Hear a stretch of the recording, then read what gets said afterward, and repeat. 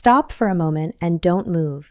I want you to notice something most people ignore every single day. That faint ringing, that buzzing, that soft electrical hum that never fully goes away. Maybe it gets louder when the room is quiet. Maybe it spikes at night when you're trying to sleep. Or maybe it's been there so long you've started to accept it as normal. But I need you to understand something very clearly. That sound is not random. It is not harmless. And it is definitely not just part of getting older. That sound is your nervous system signaling distress. Your body is trying to tell you something is off at a very deep level. And if you ignore it long enough, the problem doesn't stay in your ears. It spreads into your sleep, your focus, your mood, your memory, and eventually, your quality of life. I've spent years analyzing cases where people were told nothing could be done. Their scans were normal. Their hearing tests were within range. Their doctors told them to manage it, mask it, or live with it. But what I found again and again is this. The ringing was never the real problem. It was the symptom of something deeper that had been overlooked. Let me tell you about someone I worked with. I'll call him Daniel. Daniel was 57, healthy on paper,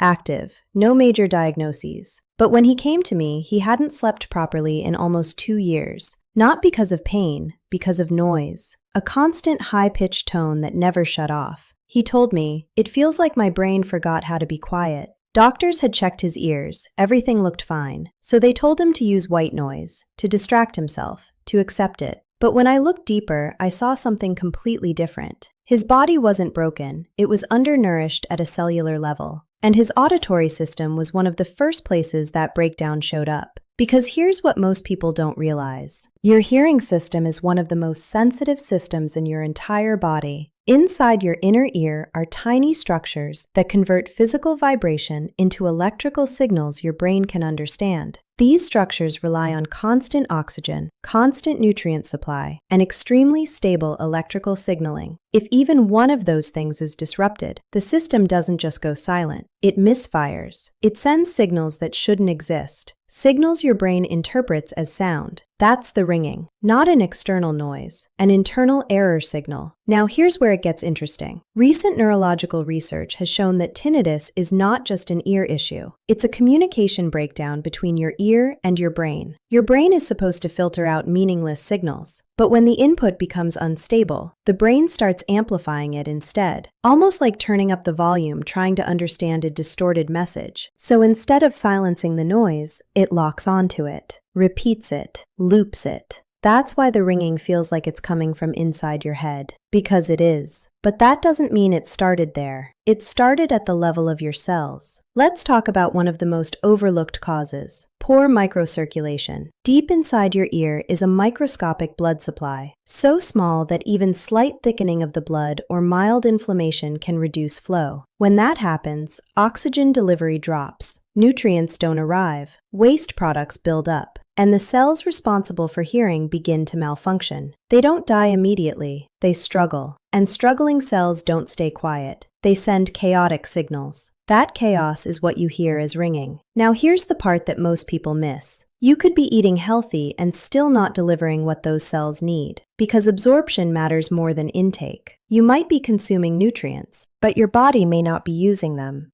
Let's take one example, magnesium. Magnesium is critical for calming nerve activity. It acts like a stabilizer for electrical signaling in your brain and nervous system. Without enough of it, nerves become overactive.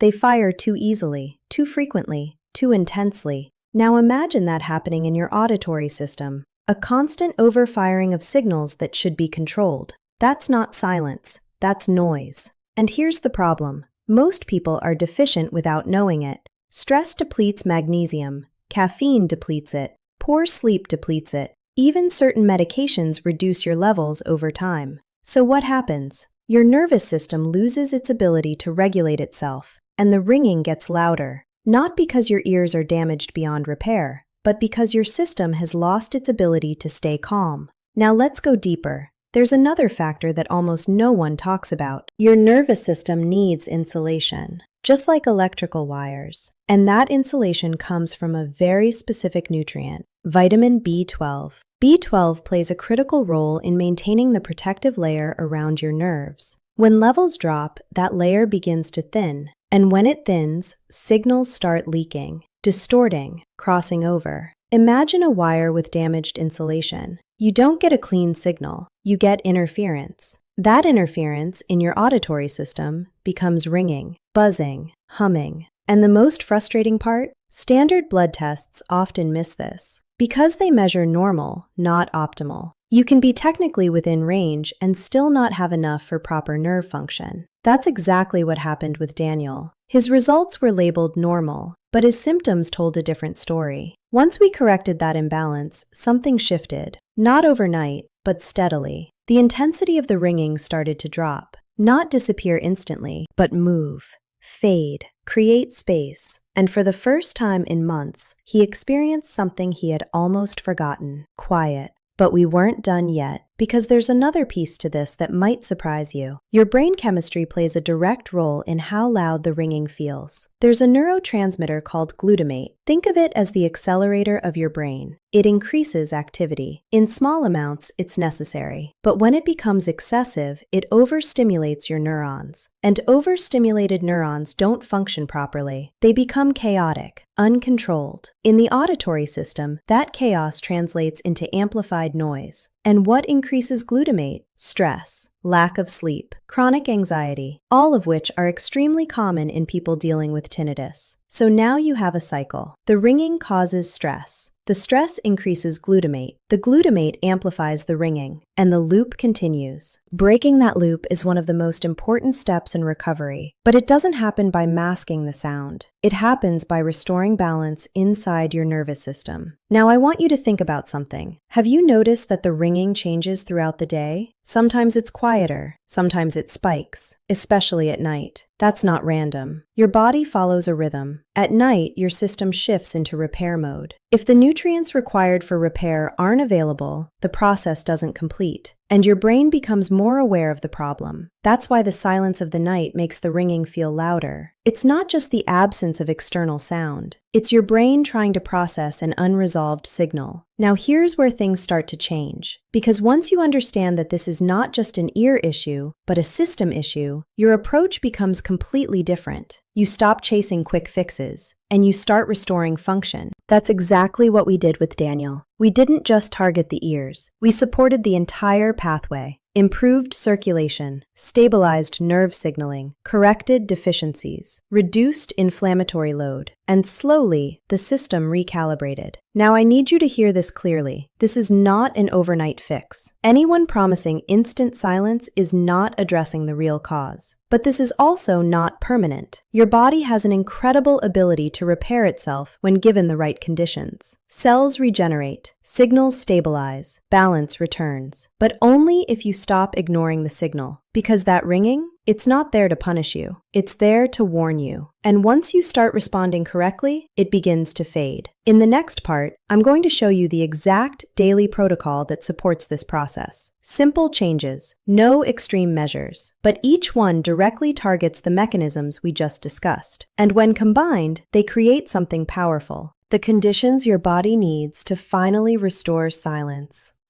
Now that you understand what is actually happening inside your body, we can talk about what to do about it, because information without action doesn't change anything. And the good news is this: you don't need expensive devices. You don't need complicated treatments. You don't need to accept that this is permanent. What you need is a simple, consistent protocol that restores balance to the systems we just talked about. I'm going to walk you through it step by step. And I want you to listen carefully, because none of these steps work alone. They work together. The first step is hydration, and I know that sounds too simple, but this is where most people underestimate the problem. Your inner ear depends on proper fluid balance. Not just any fluid, clean, well-regulated circulation that allows oxygen and nutrients to reach those tiny structures we talked about earlier. When you wake up in the morning, your body is naturally dehydrated. You haven't had water for hours. Your blood is slightly thicker. Your circulation is slower. And for most people, the first thing they do is reach for caffeine, coffee, tea, something that actually pulls more water out of the system. That combination, dehydration plus stimulation, creates the perfect environment for unstable nerve signaling, which means the ringing often spikes in the morning. The solution is simple. Before anything else, before coffee, before your phone, before you even fully start your day, drink a full glass of water, room temperature, slowly. Give your system something to work with. You're not just hydrating, you're improving blood flow, reducing viscosity, supporting the delivery of nutrients to the areas that need them most. That one habit alone can begin to reduce the intensity of symptoms over time. The second step is stabilizing your nervous system, and this is where breathing becomes extremely powerful.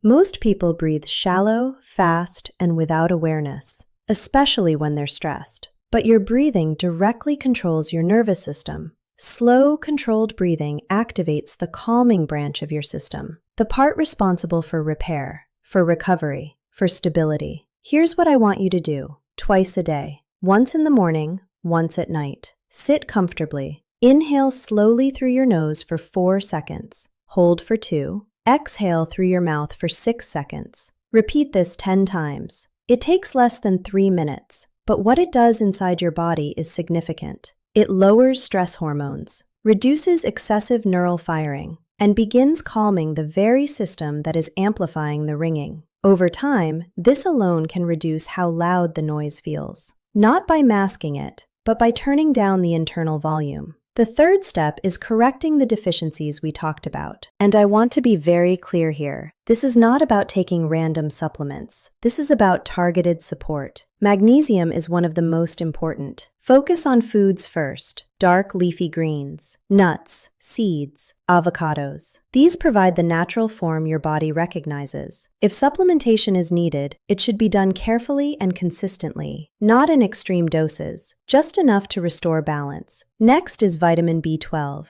This is critical for nerve health, especially as you get older, because absorption naturally decreases. Foods like eggs, fish, and lean meats can help. But for many people, especially those already experiencing symptoms, that may not be enough. This is where proper testing becomes important. Not guessing, not assuming. Knowing where your levels actually are. Because restoring nerve insulation takes time. But once it begins, the improvement is noticeable. The fourth step is reducing what is actively making the problem worse. And this is where honesty matters. There are things in your daily routine that could be increasing the noise without you realizing it. Excess caffeine, chronic stress, poor sleep, certain medications, even constant exposure to loud environments. All of these add pressure to an already sensitive system. I'm not telling you to eliminate everything overnight. That's not realistic. But you need to start becoming aware. Notice when the ringing gets louder. What did you do before that? What did you consume? How did you feel? Patterns will begin to appear. And once you see them, you can start adjusting. Small changes, one at a time. But each one reduces the load on your system. The fifth step is improving circulation. Remember what we talked about earlier. Those tiny vessels in your ear need flow. They need movement. They need flexibility. One of the simplest ways to support this is through gentle daily movement. Walking, light stretching, nothing extreme, just consistent motion that encourages blood to move freely through your body. You're not training for performance.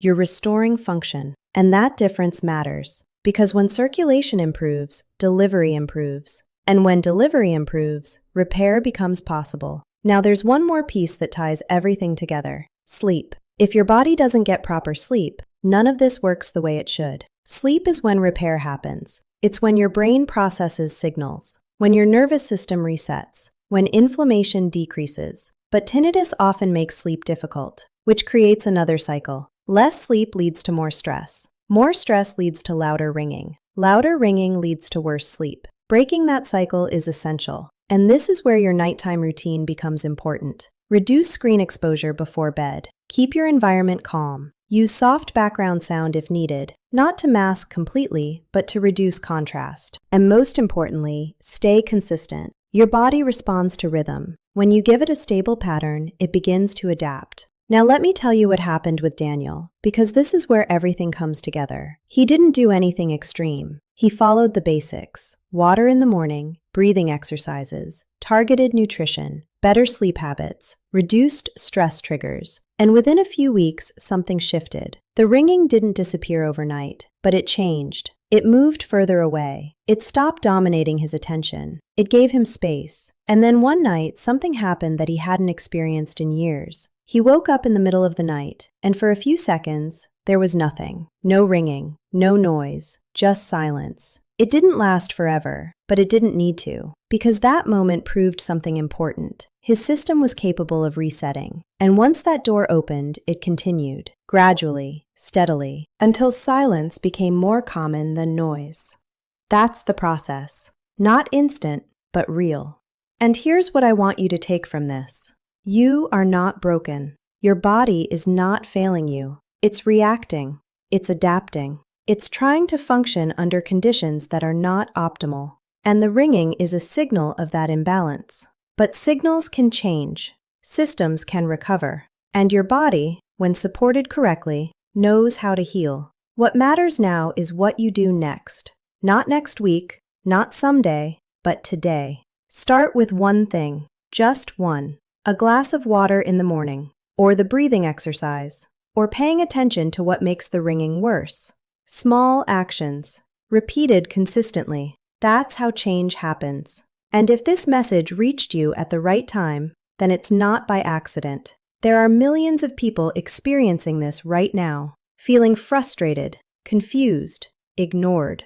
But you now understand something most of them don't. This is not just noise, it's information. And now you know how to respond to it. If this helped you see things differently, share it with someone who needs it, because chances are you're not the only one dealing with this silently. And sometimes, the right information at the right moment can change everything. Take care of your body. It's been trying to communicate with you all along. Now you're finally listening, and that's where real change begins.